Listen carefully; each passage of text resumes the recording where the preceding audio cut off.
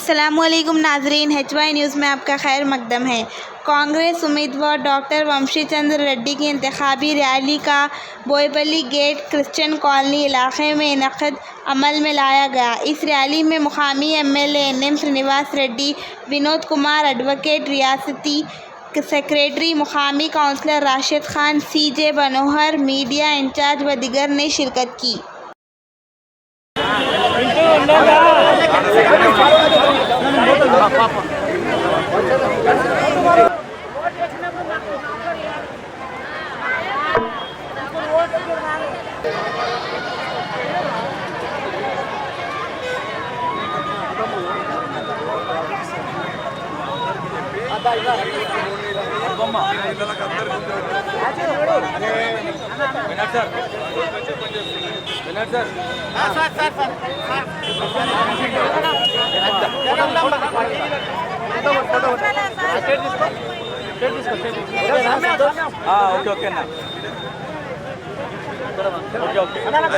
Majority తోటి రేవంత్ అన్నకు gift ఇద్దామని మనవి. Thank you.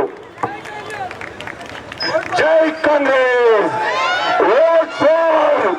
ఓట్లు నడవడానికై కాంగ్రెస్ సిద్ధాంతం ఒక్కటే ప్రజలకు సేవ చేయడానికి ఒక మార్గం అని చెప్పి నమ్మి కాంగ్రెస్ పార్టీలో ఈ మధ్య కాలంలో చేరినటువంటి నా మిత్రుడు మిథున్ రెడ్డి గారిని మాట్లాడవలసిందిగా కోరుతా ఉన్నా. మన జితేందర్ రెడ్డి గారి తనయుడు.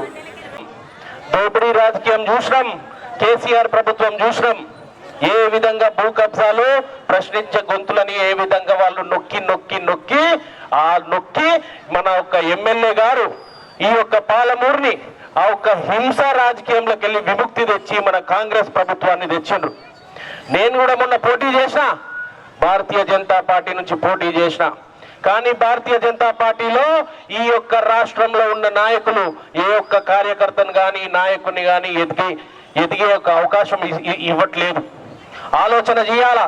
ఎంతసేపు మన గుడిని పేరు పెట్టుకొని శ్రీరాముని పేరు పెట్టుకొని శ్రీరాముని రోడ్డు మీదకి తెచ్చి మనలో ఒక ఆలోచన చేస్తున్నారు. మన గుడి మనకున్నది, మన భక్తి మనకున్నది, మన గుండెల్లో మనకు దేవుడు ఉన్నాడు. కానీ దీనికి ప్రభుత్వానికి లింకు పెట్టి ముడిపెట్టి మనకి కన్ఫ్యూజ్ చేసే ప్రయత్నంలో వాళ్ళు చేస్తున్నారు. ఎంతసేపుగా మోడీ భజన చేస్తున్నారే తప్ప ప్రజల సంక్షేమం గురించి ఆలోచన చేస్తలేరు. ఈ రోజు రాష్ట్రంలో మీరందరి ఆశీర్వాదంతో మన పాలమూరు బిడ్డ రేవంత్ రెడ్డి గారు ముఖ్యమంత్రి అయినారు. రేవంత్ రెడ్డి అన్న మన ప్రాంత సంక్షేమం కోసం, ప్రాంత అభివృద్ధి కోసం. ఎందుకంటే ఈ రోజు 500 రూపాయలకు సిలిండర్ రావాలన్నా సీనన్ని ఇవ్వాలా, పెన్షన్లు రావాలన్నా సీనన్ని ఇవ్వాలా, మన పిల్లలకు ఉద్యోగాలు రావాలన్నా సీనన్ని ఇవ్వాలా. కాబట్టి మన పాలమూరు బిడ్డ రేవంత్ అన్నతో పాటు ఒక సైనికుడు సీనన్నయ్యి, ఇంకొక సైనికుడిని మన చెల్లా వంశీ చందర్ రెడ్డి గారిని 2వ నంబర్ పైన ఓటు వేసి, బాలెట్ బాక్స్ పైన 2వ నంబర్ పైన ఓటు వేసి ఘన విజయంతో మీరందరూ ఆశీర్వాదించాల్సిన అవసరం ఉన్నది. ఎందుకంటే మన ఒక గలమై మన ఒక ఇబ్బందులను పార్లమెంట్లో లేవనెత్తే విధంగా వంశీ చంద్ అన్న ఒక మేధావి, చదువుకున్న వ్యక్తి. ఆ రకంగా మనం అందరం ముందరకు పోవాల్సిన అవసరం ఉంది. వేరే పార్టీ వాళ్ళని గెలిపిస్తే రోజుకు మనమందరం పోలింగ్ స్టేషన్ పోయినప్పుడు బాలెట్ బాక్స్ చూసిండ్రు కదా, 2వ నంబర్ పైన ఎట్లొత్తాలి, ఎత్తాలి. ఎట్లా మళ్ళీ ఎక్కువ మిషన్ ఖరాబ్ అవుతుంది. కాబట్టి అన్నని బంపర్ మెజార్టీతో గెలవాల్సిన అవసరం ఉన్నది. మనకు రావాల్సిన పనులు, మనకు కావాల్సిన డెవలప్మెంట్, మనకు కావాల్సిన అభివృద్ధి మనమంతా మన చేతిలో పెట్టుకొని ముందరికెళ్దాము. ఈ విధంగా మనమంతా కాంగ్రెస్ పార్టీని బలపరిచే విధంగా పోరాటం చేద్దాం, పనిచేద్దాం, రేవంత్ అన్నకు అండగా ఉందామని చెప్పి కోరుకుంటూ ఈ అవకాశం ఇచ్చినందుకు ధన్యవాదాలు. ఈ దేశంలో బీజేపీలో ఉన్నటువంటి ఎంతో మంది నాయకుల పైన రేపు కేసులు ఉన్నాయి, శిక్షలు పడ్డాయి. అప్పుడు ఎందుకు నువ్వు మాట్లాడలేదు? ఒక మహిళా రైతులను రోడ్డు మీద బీజేపీ నాయకులు జీప్ ఎక్కించి తొక్కించినప్పుడు నువ్వెందుకు మాట్లాడలేదని ఈ వేదిక ప్రశ్నిస్తూ ఉంది. అదే రకంగా మణిపూర్లో ఒక సైనికుని భార్యను, దేశాన్ని రక్షించే సైనికుని భార్యను నగ్నంగా ఉరికిచ్చి చంపినప్పుడు నీ మహిళా తత్వం, నీ నాయకత్వం ఎక్కడ పోయింది, ఎందుకు మూగపోయినా ఆ రోజులు ప్రశ్నిస్తూ ఉంది వాళ్ళ మహబూబ్నగర్ ప్రజలు. కనుక మిత్రులారా, ప్రజలారా అర్థం చేసుకోవాలి. మీరు వాళ్ళకు అవసరం ఉన్నప్పుడే మాట్లాడతారు ఇవన్నీ కూడా. వాళ్ళు ఏం మాట్లాడినా మణిపూర్లో కానీ, తర్వాత ఈ దేశానికి కీర్తి కిరీటం తెచ్చినటువంటి పైల్వాన్లు, అంటే పట్టుబట్టే ఆట రెజ్లర్స్ అంటారు. మన అమ్మాయిలు, మన ఈ మట్టి బిడ్డలు రెజ్లర్స్, ఎంతో మంది సువర్ణ పథకాలు తీసుకొచ్చినటువంటి ఆడపిల్లలు బీజేపీ నాయకుడు లైంగికంగా వేధిస్తే వాళ్ళు దాదాపు 3-4 నెలలు రోడ్డు మీదకి వచ్చి ధర్నాలు చేస్తే పట్టించుకోలేదు, ఒక్క మాట కూడా మాట్లాడలేదు మరి ఈ మహిళామణి, ఈ నాయకురాలు. కనుక మహిళలందరూ ఆలోచన చేయాలి. తనకు అవసరం వచ్చినప్పుడు, తనకు మంత్రి పదవి కావాలన్నప్పుడు, తనకు ఎంపీ కావాలన్నప్పుడు, తన ఎమ్మెల్యే కావాలన్నప్పుడే తనకి ఇవన్నీ జ్ఞాపకం వస్తాయి. ఇదంతా దేశంలో జరిగిన మహిళలపై జరిగినటువంటి అన్యాయం. ఇవాళ డీకే అరుణ గారు నివసించే గద్వాల్లో జరిగిన అన్యాయాన్ని ఈ సందర్భంగా మీకు అందరికీ తెలియదలుచుకున్నాం. గద్వాల్లో దుండగులు, దుర్మార్గులు, కామాంధులు ఆడపిల్లలను, పెళ్ళైన మహిళలను కూడా చూడకుండా ఏదో రకంగా ఫోన్లు మాట్లాడి అర్ధనగ్నంగా వాళ్ళు వీడియో కాలింగ్లు చేపించి దాని ఒక పెద్ద కేసు అయింది గద్వాలో, న్యూడ్ కాల్స్ కేసు అని. అంత పెద్ద కేసు జరిగితే ఆ నేరస్తులను కాపాడే ప్రయత్నం చేసినటువంటి నాయకురాళ్ళు ఇవాళ బీజేపీలో ఉన్నారని చెప్పి ఈ సందర్భంగా మీకు అందరికీ చెప్తా ఉన్నా. కనుక మిత్రులారా, బాగా జ్ఞాపకం పెట్టుకోండి. ఇవాళ ఇక్కడ ఉన్నటువంటి బీజేపీ అభ్యర్థి ఆ రకమైనటువంటి నీచమైనటువంటి రాజకీయాలు చేస్తూ తన అవసరం కొరకు, తన రాజకీయ అవసరం కొరకు అనేక పార్టీలు మారింది. ఇవాళ తెలుగుదేశం అయిపోయింది, సమాజ్వాదీ అయిపోయింది, కాంగ్రెస్ అయిపోయింది, ఇవాళ బీజేపీ రేపే పార్టీ తెలియదు. కానీ ఇక్కడ ఉన్నటువంటి 6 అడుగుల అందగాడు వంశీ చంద్రన్న, మన రేవంత్ రెడ్డి గారు పంపినటువంటి బిడ్డ, మన అందరి తమ్ముడు, మన అన్న, మన బిడ్డగా మన ముందున్నాడు. పుట్టినప్పటి నుంచి విద్యార్థి దశలోని రాజకీయాల్లోకి వచ్చి కాంగ్రెస్ పార్టీలో ఆ రోజు జాయిన్ అయితే ఈ రోజు వరకు కూడా పార్టీ మారలేదు, భవిష్యత్తులో కూడా మారే ఆలోచన చెయ్యడు. కాంగ్రెస్ పార్టీలో పుట్టిన బిడ్డ, కాంగ్రెస్ పార్టీలో కలిసే బిడ్డ. కనుక మనం అందరం కూడా నీతిగా, నిజాయితీగా, నిక్కచ్చిగా రాజకీయాల్లోకి వచ్చినటువంటి వంశీ చంద్రెడ్డి గారిని అత్యధిక మెజార్టీతో గెలిపించి మనం ఈ ప్రాంత బిడ్డ అయినటువంటి మన ప్రియతమ ముఖ్యమంత్రి రేవంత్ రెడ్డి గారికి మనం బహుమతిగా ఇవ్వాలని చెప్పి ఈ సందర్భంగా మీకు అందరికీ మనవి చేస్తూ, మరి ఇక్కడ ఉన్నటువంటి మన శాసనసభ్యులు ఫ్రీ ట్రీట్మెంట్ వచ్చేది. జై కాంగ్రెస్.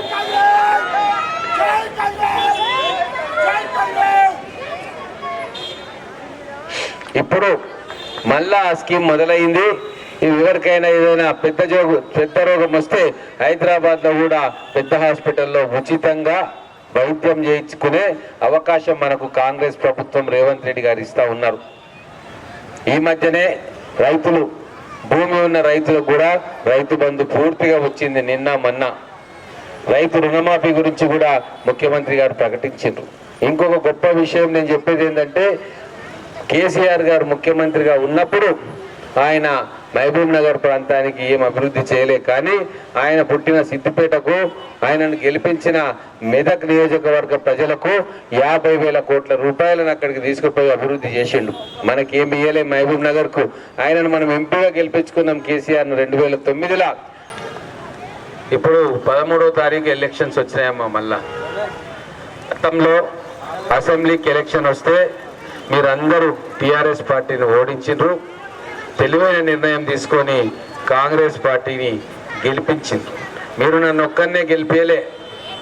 మీరు ఎంత ఆలోచన చేసిన తెలివైన నిర్ణయం అంటే, మొత్తం మహబూబ్ నగర్ జిల్లాలో ఉన్న ఆడబిడ్డలు, అన్న తమ్ముళ్ళు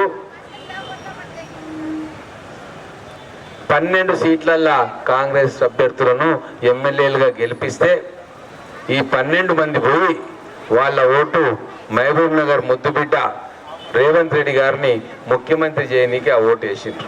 అంటే మీరందరూ కూడా ముఖ్యమంత్రి రేవంత్ రెడ్డి గారి కోసం ఓటు వేసిండ్రు.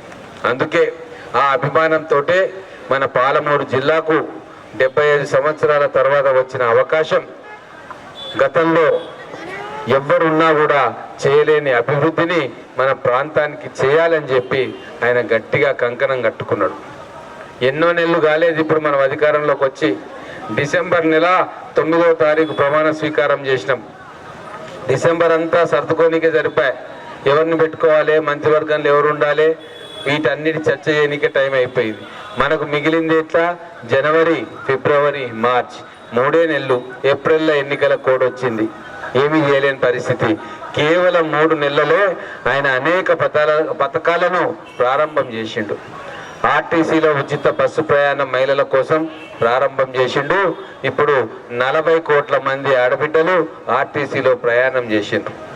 అలాగే మార్చి మాసంలో భద్రాచలంలో శ్రీరాముని సాక్షిగా సీతమ్మ సాక్షిగా ఆ రోజు అక్కడ ఇందిరమ్మ ఇండ్ల పథకాన్ని కూడా ప్రారంభోత్సవం చేసిండు. అది ప్రారంభోత్సవమైన 10-15 రోజులకే ఎలక్షన్ కోడ్ వచ్చింది. కాబట్టి మే 13వ తేదీ తర్వాత ఆ ఇందిరమ్మ ఇండ్ల పథకం మన అందరికీ కూడా వస్తాయి. ఎన్నొస్తాయో ఒక్కసారి మీకు లెక్క చెప్పాల్సిన అవసరం ఉంది. గతంలో 25 లక్షల ఇందిరమ్మ ఇండ్లను తెలంగాణలో కాంగ్రెస్ పార్టీ అధికారంలో ఉన్నప్పుడు కట్టించి ఇచ్చింది. కేసీఆర్ ఏమన్నాడు, అవి చూసి గంట ఇల్లు చిన్నగా ఉంటుంది కదా, డబుల్ బెడ్రూమ్ నేను కట్టిస్తే పెద్ద భవంతిలాగా ఉంటుందని చెప్తే అందరూ కూడా నమ్మి మోసపోయి ఓట్లేసింది. ఒకసారి కాదు, 2 సార్లు కాదు, 10 సార్లు ఓటేసింది. ఇంజనీరింగ్ కాలేజీలు ఉన్నాయి, మెడికల్ కాలేజీలు ఉన్నాయి, అగ్రికల్చర్ కాలేజీలు ఉన్నాయి, వెటర్నరీ కాలేజీలు ఉన్నాయి, స్కిల్ డెవలప్మెంట్ సెంటర్లు ఉన్నాయి. ఇట్లా మన పిల్లలు ఏ చదువు చదవాలన్నా కూడా మహబూబ్ నగర్లోనే చదువుకునేటట్టు అటువంటి విద్యా సంస్థలన్నింటినీ కూడా తీసుకొస్తున్నాడు.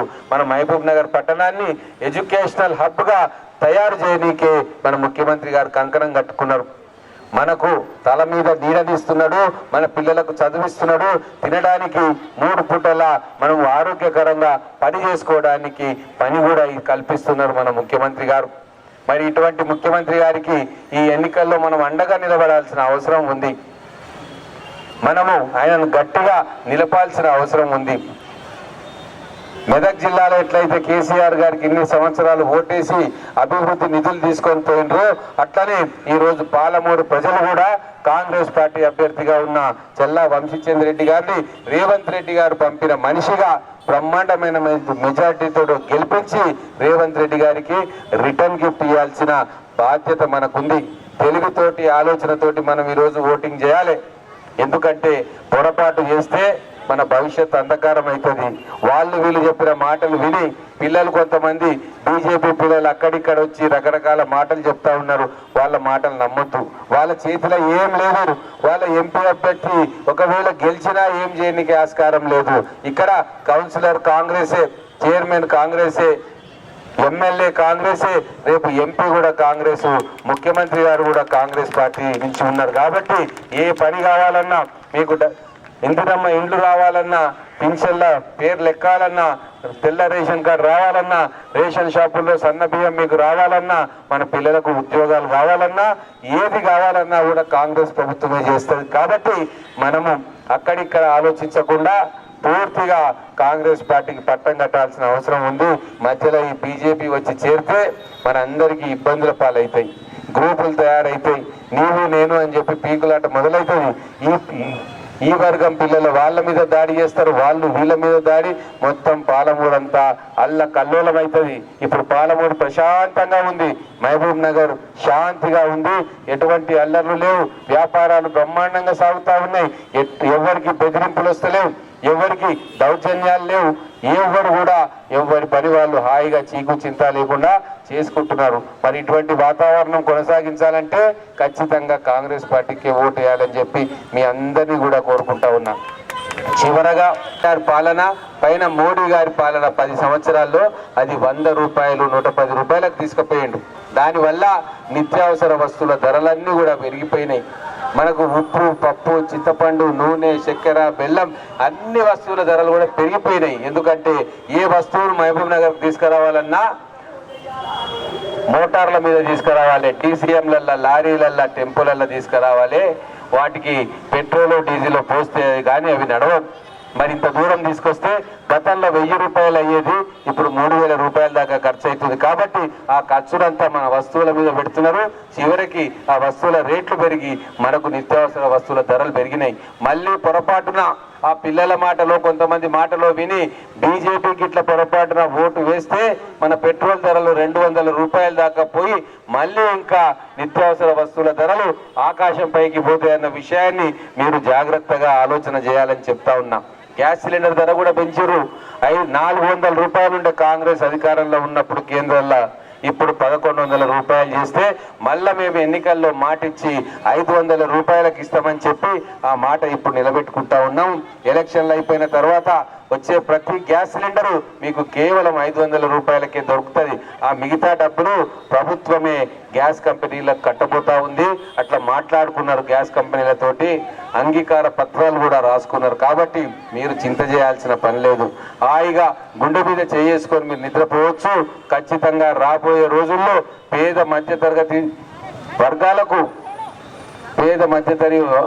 వర్గాలకు ప్రత్యేకమైన సంక్షేమ కార్యక్రమాలు ఇంటింటికి అందజేసే బాధ్యత మా కాంగ్రెస్ పార్టీ కార్యకర్తలు, నాయకులు తీసుకుంటారు. కాబట్టి మీరందరూ కూడా ఈసారి కాంగ్రెస్కి మళ్ళొకసారి ఓటేయాలని చెప్పి కోరుకుంటా ఉన్నాం. మన ఇంటికి ఎవరన్నా వస్తే కడుపు నిండా భోజనం పెట్టి తర్వాత మాట ముచ్చట చెప్తారు. సగం భోజనం పెట్టరు, సగం ఆకలి తీర్చరు, పూర్తిగా భోజనం పెడతారు. అందుకే మిమ్మల్ని అడుగుతా ఉన్నా, ప్రభుత్వం ఈరోజు వచ్చింది. మీ అందరికీ కూడా ప్రతి ఆడబిడ్డకు ఇల్లు లేని వాళ్లకు, ఇక్కడ చాలా మంది ఉన్నారు వాళ్ళకి ఇల్లు లేదు, కిరాయిలలో ఉంటున్నారు, వాళ్ళందరికీ కూడా 5 లక్షల రూపాయలు వాళ్ళ అకౌంట్లో ఇల్లు కట్టుకోవడానికి కాంగ్రెస్ గవర్నమెంట్ వేస్తుంది. ఎందుకు ఈ మాట చెప్తున్నామంటే, గవర్నమెంటే కట్టేయాలంటే కాంట్రాక్టర్లు సగం మింగుతారు, ఉన్న ఆఫీసర్లు కొంత తీసుకుంటారు, మధ్యవర్తులు కొంత తీసుకుంటారు, చివరికి మిగిలేది 0 అవుతుంది. కాబట్టి అట్లా కాకుండా మన ఆడబిడ్డల అకౌంట్లోనే వేస్తే వాళ్ళే, ఆ కుటుంబమే జాగ్రత్తగా ఆలోచన చేసి నాణ్యమైన ఇల్లు కట్టుకుంటారన్న ఉద్దేశంతో డైరెక్ట్గా మీ అకౌంట్లోకి వేసే కార్యక్రమం మొదలు పెడతా ఉన్నాం. చూస్తే మీకు వచ్చే లాభం ఏం లేదు. అటు కాకుండా ఇటు కాకుండా పోతాం. వీళ్ళు దగ్గరికి రారు, వాళ్ళు దగ్గరికి రారు, గందరగోళమైన పరిస్థితులు అవుతాయి. కాబట్టి ఒక అడుగు మీరు వేసిండ్రు కాంగ్రెస్ వైపు, ఇంకో అడుగు కూడా వేస్తే పూర్తిగా మీరు కాంగ్రెస్ సభ్యులు అయిపోతారు, కాంగ్రెస్ పార్టీ అభిమానులు అయిపోతారు. కాంగ్రెస్ ప్రభుత్వం కూడా మిమ్మల్ని కుటుంబ సభ్యులుగా భావించి అన్ని రకాల సంక్షేమ పథకాలను కూడా మీకు ఇయ్యనీకే గట్టి ప్రయత్నం చేసి ప్రతి ఒక్క ఇంటికి ఒక సంక్షేమ పథకాన్ని అందించే కార్యక్రమం మా కాంగ్రెస్ ప్రభుత్వం తీసుకుంటుందని తెలియజేసుకుంటూ, ఇప్పుడు మా ఎంపీ అభ్యర్థి గారు వచ్చారు కాబట్టి వారు కూడా మాట్లాడతారు. కాబట్టి మీ అందరితోటి ఇంత పెద్ద ఎత్తున వచ్చినందుకు ధన్యవాదాలు తెలుపుకుంటూ సెలవు తీసుకుంటా ఉన్నాను. జై కాంగ్రెస్. 300 కార్యకర్తలకు ఇచ్చుకున్నారు. అసలైన లబ్ధిదారులకు కేవలం 200-300 ఇచ్చారు 10 ఏళ్లల్లా. అంటే సంవత్సరానికి 20 ఇండ్లు అట్లా ఇచ్చుకున్నారు. ఇయ్యలే ఇంకా చాలా అట్లా పెండింగ్లో ఉన్నాయి. కానీ మన ప్రభుత్వం వచ్చిన తర్వాత సంవత్సరానికి 4000 ఇందిరమ్మ ఇండ్లు కట్టుకోవడానికి 5 లక్షల రూపాయలు వాళ్ళకి ఇవ్వాలని నిర్ణయం తీసుకుంది. 4000 ఇండ్లు అంటే 5 సంవత్సరాలకు 20,000 ఇండ్లు మన మహబూబ్ నగర్ నియోజకవర్గానికి రాబోతా ఉన్నాయి. ఇల్లు లేని పేద బిడ్డలందరికీ కూడా మనకు ఇల్లు కట్టుకునే అవకాశాన్ని కాంగ్రెస్ పార్టీ ఇస్తా ఉంది. వచ్చిందా? మీకు అందరికీ పేరు పేరున నమస్కారాలు తెలియజేస్తున్నా. और इधर आए हुए मेरे माइनॉरिटी भाइयों और बहनों को सलाम अर्ज करता हूँ. మీరందరూ కూడా ఇంట్లలో మీ పనులు వదిలిపెట్టుకొని, మీ పిల్లలకు సంబంధించినటువంటి పనులు వదిలిపెట్టుకొని, కొంతమంది అయితే నేను చూస్తున్న చిన్న చిన్న పిల్లలను కూడా ఎత్తుకొని వచ్చిండ్రు. కాంగ్రెస్ పార్టీ మీద ఉన్నటువంటి ప్రేమతో మీరందరూ ఇక్కడికి రావడం జరిగింది. మీకు మనస్ఫూర్తిగా మీ పనులు వదిలిపెట్టుకొని ఇక్కడికి ఈ సమావేశానికి వచ్చినందుకు మీకు అందరికీ కృతజ్ఞతలు తెలియజేసుకుంటున్నా. అమ్మ, నేను ఇవాళ కాంగ్రెస్ పార్టీ అభ్యర్థిగా సోనియా గాంధీ నన్ను పంపిస్తే, రాహుల్ గాంధీ గారు పంపిస్తే, రేవంత్ రెడ్డి గారు పంపిస్తే మీ ముందుకు రావడం జరిగింది. మే 13న ఎన్నిక జరగనుంది. మే 13న మీ అందరూ కూడా పొద్దున్నే లేచి 7ంటికి పోలింగ్ బూత్కి పోయి ఓటు వేయబోతున్నారు. ఆ ఎన్నికలల్లో కాంగ్రెస్ పార్టీ అభ్యర్థిగా, చెయ్యి గుర్తు మీద పోటీ చేస్తున్నటువంటి అభ్యర్థిగా మీ ముందుకు వచ్చిన నేను ఇవాళ, ఇందాక ఎన్ఎం శ్రీనివాస్ రెడ్డి గారు మాట్లాడుతూ రాష్ట్ర ప్రభుత్వం నుంచి ఇక్కడ ఉన్నటువంటి మీ అందరికి వస్తున్నటువంటి పథకాల గురించి ఎన్ఎం శ్రీనివాస్ రెడ్డి గారు చాలా వివరంగా చెప్పిండ్రు. మా వినోదన్న మాట్లాడుతూ చాలా చక్కగా ఇక్కడ పోటీ చేస్తున్నటువంటి అభ్యర్థుల గుణగణాల విషయంలో చాలా వివరంగా మీకు చెప్పడం జరిగింది.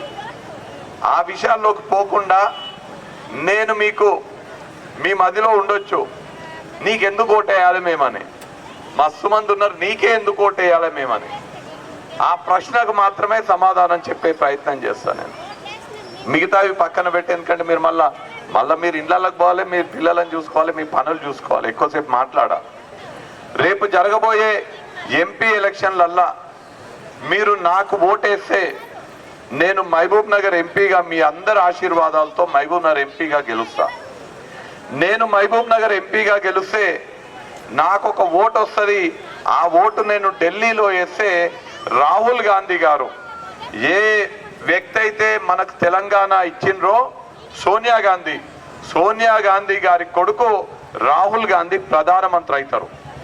రాహుల్ గాంధీ ప్రధానమంత్రి అయితే రాహుల్ గాంధీ కాంగ్రెస్ పార్టీ మీకు ఇస్తున్నటువంటి హామీ ఏంటంటే దేశంలో ఉన్నటువంటి మహిళలందరికీ కూడా, అంటే ఇక్కడ ఉన్నటువంటి మీ అందరికీ ప్రతి ఇంట్లో ఒక మహిళకి ప్రతి నెల 8,500 రూపాయలు మీ అకౌంట్లో కేంద్ర ప్రభుత్వం మీ అకౌంట్లో వేస్తుంది. తప్పట్టు కొడితేనే వేస్తామమ్మా, లేకపోతే ఇయ్యము. తాళి మారేతో ఇదైతే పైసే నైతో నైదైతే మీ అందరి అకౌంట్లో ప్రతి నెల కేంద్ర ప్రభుత్వం 8,500 రూపాయలు వేస్తారు. అట్లనే ఆల్రెడీ రాష్ట్ర ప్రభుత్వం మీకు ఒక హామీ ఇచ్చింది. ఎన్నికల కోడ్ ఉంది కాబట్టి ఆ హామీ అమలు కాలేదు. ప్రతి మహిళకు 2,500 రూపాయలు మీ అకౌంట్లో వేసే పథకం రాష్ట్ర ప్రభుత్వం. అంటే రాహుల్ గాంధీ 8,500 పంపిస్తారు. బెన్నరన్న నిన్ను లెక్క అడుగుతా, ఇప్పుడు రాహుల్ గాంధీ 8,500 పంపిస్తాడు, రేవంత్ అన్న 2,500 పంపిస్తారు. 2 కలిపి ఎంత అవుతుంది? 11,000 హోరా. ఎంత అవుతుందమ్మా? ఇగో మా పిల్లగాళ్ళు ఎంత మంచిగా చదువుకుంటుంది చూడండి. పిల్లలు టక్కున చెప్తాను 11,000 అని. మీకు ప్రతి నెల రేపు కాంగ్రెస్ పార్టీ కేంద్రంలో అధికారంలోకి వస్తే మీకు అందరికీ ప్రతి నెల 11,000 రూపాయలు మీ అకౌంట్లో 1వ తారీఖున మీ అకౌంట్లో పడతాయి. ఒకవేళ అమ్మా ఎవరికన్నా 11,000 ఎక్కువ అనిపించింది అనుకోండి, మాకిస్తే మేము తీసుకుంటాం. అదొకటి. రెండవది, అచ్చా ఉపాధి హామీకి వెళ్ళరు కదా, ఇక్కడ మీరు ఎవరు పట్టణంలో ఉన్నారు కాబట్టి మీరు అందరు కూడా మీ పిల్లలను చదివించుకున్నారు అమ్మా. ఇక ఆ బాబు అయితే మంచిగా చదువుకుండు, నేను అడగంగానే 11,000 అని చెప్పిండు, మంచిగా చదివించుకుండ్రు కదా. కానీ ఉద్యోగాలు వచ్చినాయా మీ పిల్లలకి? వచ్చినాయా? మీరు అందరు అబద్ధాలు చెప్తుండ్రు నాకు. కేసీఆర్ ఇచ్చిండు కదమ్మా ఇంటికి ఒక ఉద్యోగం. కేసీఆర్ దియానా? అరే గర్కో ఏక్ నౌకరీ దియా. నరేంద్ర మోడీ సంవత్సరానికి 2 కోట్ల ఉద్యోగాలు ఇస్తున్నాడు. 10 ఏళ్లలో 20 కోట్ల ఉద్యోగాలు ఇచ్చిండు నరేంద్ర మోడీ. రాలే మీకు? రాలే కదా. ఇగో చూడండి, కేసీఆర్ మీకు ఇంటికి ఒక ఉద్యోగం అని మోసం చేసిండు. నరేంద్ర మోడీ సంవత్సరానికి 2 కోట్ల ఉద్యోగాలని మోసం చేసిండా? కానీ వాళ్ళు ఉద్యోగాలు ఇస్తారని మన పిల్లలని మనం కష్టపడి చదివించుకున్నాం కదా. మనము పేదోళ్ళం, మనం ఏం చేస్తాము, మనకు తిననీకే తిండి లేకపోయినా కష్టపడి అప్పో సొప్పో చేసి మన పిల్లల ఫీజులు కట్టి పిల్లలను చదివించుకుంటాం. ఎందుకంటే వాళ్ళు చదువుకుంటే ఉద్యోగాలు వస్తాయి, ఉద్యోగాలు వస్తే మనల్ని మంచిగా చూసుకుంటారనే ఉద్దేశంతో మన పిల్లలని చదివించుకుంటాం. మన పిల్లల్ని మనం కష్టపడి చదివించుకున్నాం కానీ మనకేమో ఉద్యోగాలు రాలేదు. ఇవాళ మీ పేరేం పేరమ్మా? అంజమ్మ. నేను అంజమ్మని ఒక ప్రశ్న అడుగుతా, నీకు 1 కిలో బంగారం ఇస్తా అంజమ్మ. కిలో బంగారం ఇచ్చి నేను అడుగుతా, అంజమ్మ నీకు కిలో బంగారం కావాలన్నా నీ పిల్లలకి ఉద్యోగం కావాలన్నా అని అడుగుతా. ఉద్యోగమే కావాలన్నా? మీకు అందరికి అంతేనా? మీకు ఎవరికన్నా బంగారం కావాలన్నా ఉద్యోగం కావాలన్నా? आपको किलो सोना चाहिए, आपका बेटे को नौकरी चाहिए ना. అందుకే బంగారం కన్నా కూడా మన పిల్లల భవిష్యత్తు ముఖ్యము, మన పిల్లలకు ఉద్యోగాలు కావాలి. కాబట్టి రాహుల్ గాంధీ వాళ్ళ కాంగ్రెస్ పార్టీ హామీ ఇస్తుంది మీకు, కేంద్రంలో కాంగ్రెస్ పార్టీ అధికారంలోకి వస్తే, అంటే మీరు నా చేయి గుర్తు కోటేస్తే, నేను ఎంపీ అయితే, నేను రాహుల్ గాంధీ కోటేస్తే, రాహుల్ గాంధీ ప్రధానమంత్రి అయితే, మీకు అందరి పిల్లలకు, అంజమ్మ పిల్లలకు, ఇక్కడ ఉన్నటువంటి ప్రతి ఒక్కరి పిల్లలకు, యువకులకు, చదువుకున్న వాళ్ళందరికీ సంవత్సరానికి 1,00,000 రూపాయల జీతం వచ్చే ఉద్యోగము కాంగ్రెస్ ప్రభుత్వం ఇస్తుంది. ఇగో చాలా మంది చదువుకున్న పిల్లలు కూడా ఇక్కడ కనిపిస్తున్నారు నాకు. మీకందరికీ కూడా ₹1,00,000 ఉద్యోగం ఇచ్చే బాధ్యత ప్రవీణ్ నీకు కూడా వస్తుంది. కావాలంటే ₹1,00,000 ఉద్యోగం ఇచ్చే బాధ్యత కాంగ్రెస్ ప్రభుత్వం తీసుకుంటుందని ఈ సందర్భంగా మీకు తెలియజేస్తుంది.